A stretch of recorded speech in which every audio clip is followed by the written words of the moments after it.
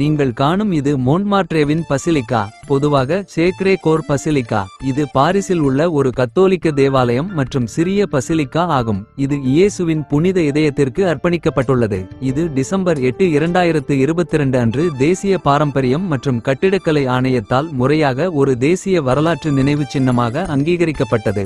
மோண்ட்மார்ட்ரேவின் அடிவாரத்திலிருந்து பார்க்கும்போது சேக்ரே கோயூர் D மோண்ட்மார்ட்ரேவின் basilica, Lewis Michael சதுக்கத்தை முன்புறத்தில் காணலாம். 1875ஆம் ஆண்டு அடிக்கல் நாட்டி 1914ஆம் ஆண்டு கட்டி முடிக்கப்பட்டது.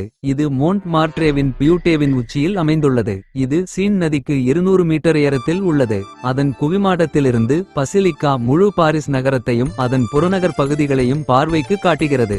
ஈபிள் கோபுரத்திற்கு பிறகு தலைநகரில் இரண்டாவது மிகவும் பிரபலமான சுற்றுலா தலமாகும். பிராங்கோ பிரஷ்யன் போரில் செட்டான் போரில் பிரான்சின் தோல்வி மற்றும் நெப்போலியனால் கைப்பற்றப்பட்ட பிறகு 1870ஆம் ஆண்டு நாண்டெஸின் பிஷப் பெலிக்ஸ் ஃபோர்னியர் என்பவரால் இந்த பசிலிக்கா முதன்முதலில் முன்மொழியப்பட்டது. பாரிஸ் கம்யூன் வெடிப்பதற்கு முன்பே இந்த கட்டிடம் முன்மொழியப்பட்டது. அது நகரத்தின் மிக உயர்ந்த இடத்தில் கம்யூன் வெடித்த இடத்தையும் நகரத்தின் மற்ற பகுதிகளையும் கண்டும் காணாதவாறு கட்டப்பட்டதால் இது பிரெஞ்சு இடதுசாரி அரசியல்வாதிகளுடன் சர்ச்சைக்குரியதாகவே உள்ளது. அவர்களுக்கு இது கம்யூனார்டுகளின் அடக்குமுறையை குறிக்கிறது. இந்த பசிலிக்காவை பால் அபாடி வடிவமைத்தார். அவருடைய நியோ பைசண்டைன் ரோமானஸ் திட்டம் 77 திட்டங்களிலிருந்து தேர்ந்தெடுக்கப்பட்டது. கட்டுமானம் 1875ஆம் ஆண்டு தொடங்கி 5 வெவ்வேறு கட்டிடக் கலைஞர்களால் 40 ஆண்டுகள் தொடர்ந்தது. 1914ஆம் ஆண்டு கட்டி முடிக்கப்பட்ட இந்த பசிலிக்கா முதலாம் உலகப் போருக்குப் பிறகு 1919ஆம் ஆண்டு முறையாக புனிதப்படுத்தப்பட்டது.